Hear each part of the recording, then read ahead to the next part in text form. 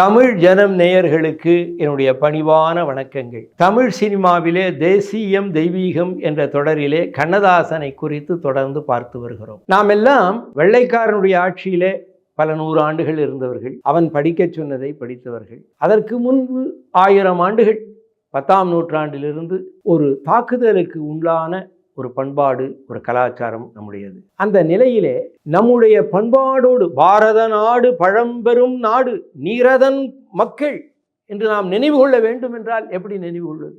நம்முடைய கிளாசிக்ஸ் இருக்கு பாருங்க, நம்முடைய இதிகாசங்கள், ஆதி காவியங்கள், நம்முடைய தமிழில் இருக்கக்கூடிய பழம்பெரும் நூல்கள், இவற்றையெல்லாம் நன்றாக படித்து உணர்ந்தால்தான் நமக்கு நாமும் ஒரு பண்பாடு உடையவர்கள் என்கின்ற உணர்வு வரும். இல்லை என்றால் நமக்கு என்ன தோணும்னா, நாம் ஒருத்தர் காட்டார் என்கிட்ட, சார் நீங்கள் வெள்ளைக்கார மாதிரி கிராப்பு வச்சாச்சு, வெள்ளைக்கார மாதிரி சட்டை பேண்ட்டு போட்டாச்சு, முழுக்க வெள்ளைக்காரனாக மாற வேண்டியது தானே, நீங்கள் ஏன் இந்தியர்களாக இந்துக்களாக அப்படிலாம் இருக்கீங்க என்று கேட்டார். அந்த நிலை வரக்கூடாது என்றால் நம்முடைய இதிகாசங்களிலே நமக்கு தோய்வு இருக்க வேண்டும். அதாவது எப்படின்னா, இப்போ ஒரு கண்ணன் அப்படின்னு கண்ணதாசன் சொன்னார். இப்போ கண்ணனை அவர் உணர்ந்தார், அவர் தொட்டு பார்க்கலாம், ஆலிங்கனம் செய்யலாம், அந்த அளவுக்கு அதை பார்த்துருக்கார்.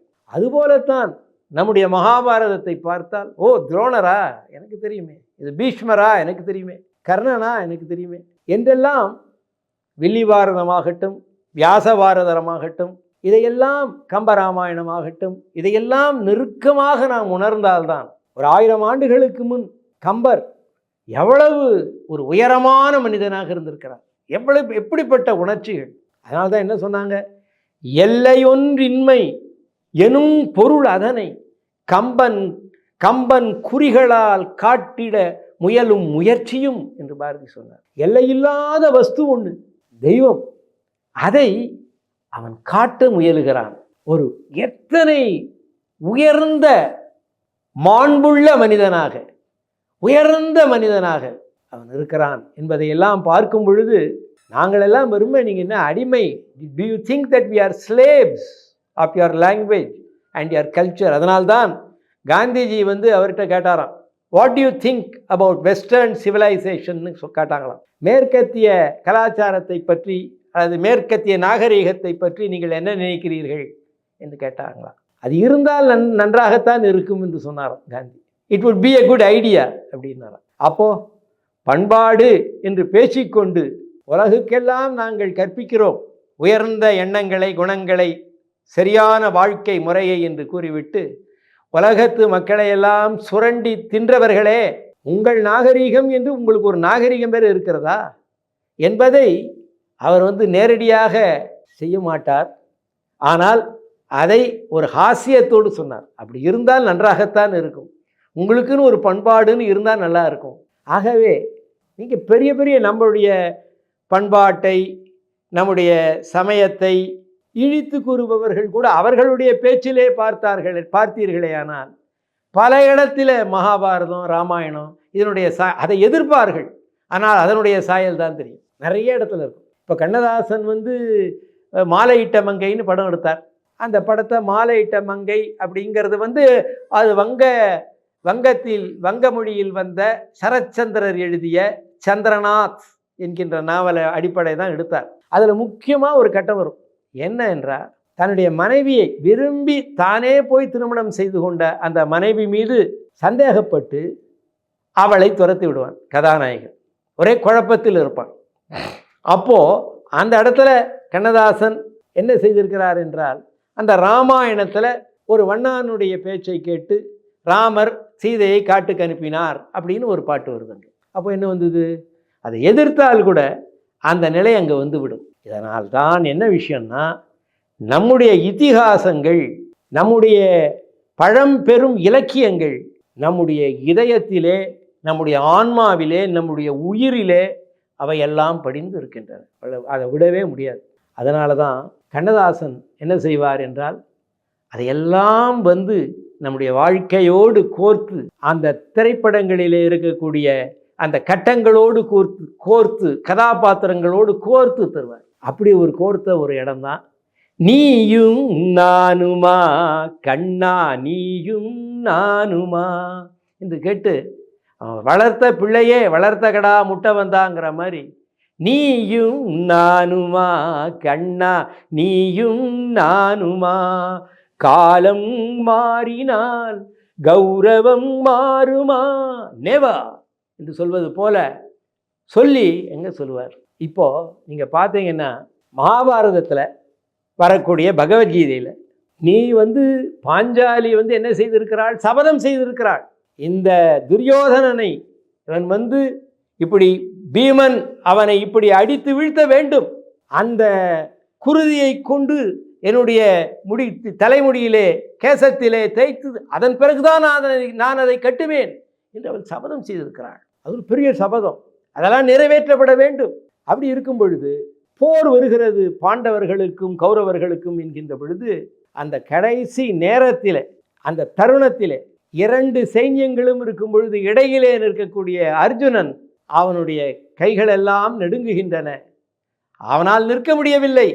அவன் கேட்கிறான், அப்போது சொல்லுகிறான், நான் ஏன் இவர்களோடு போரிட வேண்டும், யாருக்காக போரிடுவோமோ, யாரோடு உடன் வாழ வேண்டும் என்று நினைப்போமோ அவர்களெல்லாம் நம் எதிரே இருக்கிறார்கள்.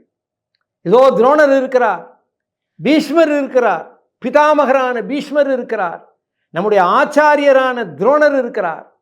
இவர்களையெல்லாம் அழித்துவிட்டு எனக்கு ஒரு வாழ்க்கையும் தேவையா என்று அவனுடைய உள்ளம் பேதலித்த ஒரு நிலையிலே கலங்குகிறது. அப்போ முதல்ல அவன் கீதையில் வரும்போது ஆச்சாரியக எதிரில் இருக்கிறது ஆச்சாரியர் நிற்கிறார் தான் முதல்ல பேசுகிறான். அவர் தான் இவனுக்கு வில்வித்தையை கெடுது. வில்லுக்கு விஜயன் அப்படின்னா அந்த வில்லுக்கு கற்றுக் கொடுத்தவர் துரோணர் தான். அது என்ன ஒரு தமாஷ்னா, துரோணர் ஒரு பிராமணர், இவர் ஒரு சத்திரியர். அவர் தான் வில்வித்தையை பயின்று இருக்கிறார், இவனுக்கு கற்றுக் கொடுத்துருக்கிறார். அது என்னாச்சு, வேற ஒரு ராஜாவோட துருபதன்கிற ராஜாவோட இருந்தார், படித்தார் துரோணர். ஆனால் துரோணர்கிட்ட அவர்கிட்ட வேலையை ஒன்றும் பணமே இல்லாத போது பழைய நட்பையாவது கருதி, உன்னோடு நான் நண்பனாக இருந்தேனே துருபத மகாராஜா, எனக்கு ஏதாவது ஒன்று செய்யக்கூடாதான்னு கேட்டு, நட்பா, உனக்கும் எனக்கு நட்பா, நான் ஒரு ராஜா, நீ ஒன்றுமில்லாத ஒரு பராரி, எப்படி சொன்ன நீ, போய்க்கோ போயிடு என்று சொல்கிறார். அப்பொழுதுதான் இவர் இங்கே இந்த பாண்டவர்களுக்கு கௌரவர்களுக்கு அங்கே கிருபாச்சாரியர் என்பவர் தான் ஆச்சாரியர் அவங்களுக்கு. அவர் துரோணருடைய மைத்துனர். கிருபாச்சாரியாரின் வாயிலாக இவர் கௌரவர்களுக்கும் பாண்டவர்களுக்கும் வில்வித்தை கற்றுக் கொடுக்கக்கூடிய இடத்திலே அமர்த்தப்படுகிறார். அப்படி கற்றுக் கொடுத்தவர் தான் துரோணர். நமக்கு அந்த கதையெல்லாம் தெரியும். ஏகலவ்யன் பார்க்காமையே கற்றுக்கிட்டான், கட்ட வேலை கொடுன்னு கேட்டார்னா, ராஜாக்கள் இந்த சைன்யங்கள் இவர்களிடம்தான் அந்த வித்தை இருக்க வேண்டும், வெளியில் பல பேர் கற்றுக்கிட்டாத இந்த நாட்டுக்கே ஆபத்து என்கின்ற ஒரு தன்மையினால்தான் இந்த தேசத்திற்காக, அந்த நாட்டிற்காக, அந்த ராஜ குடும்பத்திற்காகத்தான் அவர் அதை கொடுத்துருன்னு கேட்டார். அப்படிப்பட்ட துரோணர் இருக்கிறார் எதிரே. அதான் கேட்டான், அறிவை கொடுத்ததோ துரோணரின் கௌரவம், அவர் மேல் தொடுத்ததே அர்ஜுனன் கௌரவம். அவனுடைய கௌரவம் இப்படி இருக்கு, இவருடைய கௌரவம். அவர் கற்றுக் கொடுத்தது அவருக்கு கௌரவம், அவர் மேலேயே கற்றுக் கொடுத்தவங்கிட்டே அடிக்க வேண்டிய ஒரு நிலை வருகிறதே. இதான் அந்த பிக்கண்ட் சிச்சுவேஷன், அதாவது ரொம்ப ஐரானிக்கல் சிச்சுவேஷன். இப்படி நடக்காது, ஆனால் நடந்துவிடும். சில வாழ்க்கையில் சில சமயம் இப்படி நடந்துவிடும். யாராவது ஒருத்தர் பெரியவர் சொல்லி கொடுத்துருப்பார் நமக்கு ஒரு விஷயத்தை, கடைசியில் அவர் அந்த வேலையிலேருந்து நீக்கிவிட்டு நம்மள அங்கே போய் வேலை செய்யணுவாங்க. அப்போ நாம் என்ன செய்ய முடியும்? அவர்கிட்ட போய் சொல்லணும், ஐயா நான் விரும்பலையா அப்படி. ஆனால் அந்த நிலை விடுகிறது இங்கே. அறிவை கொடுத்ததோ துரோணரின் கௌரவம், அவர் மேல் தொடுத்ததே அர்ஜுனன் கௌரவம். நடந்தது அந்த நாள், முடிந்ததா பாரதம். பாரதம் முடியவே இல்லை. நீங்கள் அதை ஒரு புத்தகம் என்று நினைத்து கொண்டிருக்கிறீர்கள். ஆனால் புத்தகம் அல்ல அது, அது உங்களுடைய வாழ்க்கையினுடைய ஒரு நாடகம். அது இன்றைக்கும் நடந்து கொண்டிருக்கிறது என்பது போல நடந்தது அந்த நாள், முடிந்ததா பாரதம். நாளைய பாரதம் யாரதன் காரணம் என்று எப்படி கேள்வியை கொண்டு வைக்கிறார் பாருங்க. அப்போது மகாபாரதத்தையும் துரோணரையும் அர்ஜுனனையும் இந்த கௌரவத்தில் இந்த ஒரு பெரிய வக்கீலுக்கு முன்னாடி அவருக்கும் அவருடைய மகனுக்கும் பாரிஸ்டருக்கும் அவருடைய மகனுக்கும் ஒரு போராட்டம் என்கின்ற பொழுது அதை துரோணருக்கும் அர்ஜுனனுக்குமான போராட்டமாக அப்படியே உயிர் பெறச் செய்து அப்படியே ஒரு பாட்டில் எவ்வளவு எளிமையாக கொண்டு வைத்தார். நம்முடைய மகாபாரதத்தை மீண்டும் உயிர்ப்பித்து நமக்கு காட்டுகிறார் கண்ணதாசன். எவ்வளவு ஒரு அற்புதமான விஷயம். அதே மாதிரி கேட்கிறார், 3 அடி மண் கேட்டான் வாமனன் உலகிலே, 3 வைத்ததோ மன்னனின் தலையிலே. அப்படி கேட்கிறார் இல்லையா? 3 அடி ஒரு பாட்டு. 3 அடி தன்னால் விண்ணையும் மண்ணையும் ஓங்கி அளந்தவனே, அந்த 3ஆம் அடியினை என் உளம் தனிலே வைத்திட மாட்டாயோ. ஆணவம் என்னும் சிறு விலங்குடைய வழி ஒன்றை காட்டாயோ.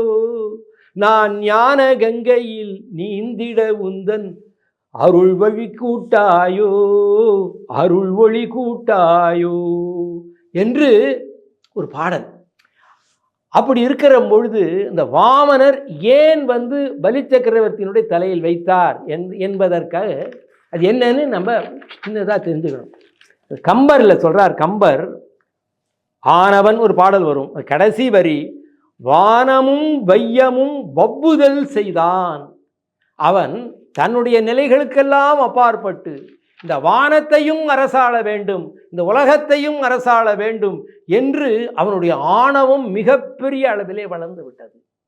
அவன் தலையில் மீது கால் வைத்து வாமனர் அவனை அழித்தார் என்பதல்ல, அவனை பாதாள உலகத்தில் அனுப்பினார். இந்த பலி சக்கரவர்த்தி யாருன்னு கேட்டால், எந்த பிரகலாதனை நரசிம்மமூர்த்தியாக நெடுமால் அருள் செய்தாரோ, யாருக்கு அருள் செய்தாரோ அவருடைய பேரன்தான் இந்த பலி சக்கரவர்த்தி. ஆகவே அவர் இந்த பலி சக்கரவர்த்தி வானகத்தையும் ஆள வேண்டும் என்று அளவுக்கு மீறி செயல்பட்ட பொழுது அவனை பாதாள உலகத்திற்கு அனுப்பி, ஆனால் அங்கும் சுகமாக வாழ்வதற்கான நிலையை அவனுக்கு அருளி, இறைவனுடைய காலடி பட்டால் ஒருத்தனுக்கு அழிவு கிடையாது, அவனுக்கு வாழ்வுதான் கிடைக்கும். ஏனென்றால் அது வாழ்க்கையை, பெரிய தத்துவத்தை, உயர்ந்த உன்னதத்தை, ஆனந்தத்தை அளிக்கக்கூடிய பதம்தான் இறைவனுடைய பாதம் என்கின்ற பொழுது அந்த வாமனனையும் அங்கு சேர்த்து அவர் நீயும் நானுமா கண்ணா, நீயும் நானுமா என்று கேட்டார். நம்முடைய இதிகாசங்களை தினசரி திரையில் வரக்கூடிய கட்டங்களோடெல்லாம் இணைத்து, நம்முடைய கடந்த காலம் அல்ல அது நிகழ்காலம், அது வருங்காலம், நம்முடைய வருங்காலம் என்கின்ற முறையிலே நமக்கு கண் முன்னால் அவருடைய கவிதா விலாசத்தால் நமக்கு காட்டியவர்தான் கவியரசு கண்ணதாசன் அவர்கள்.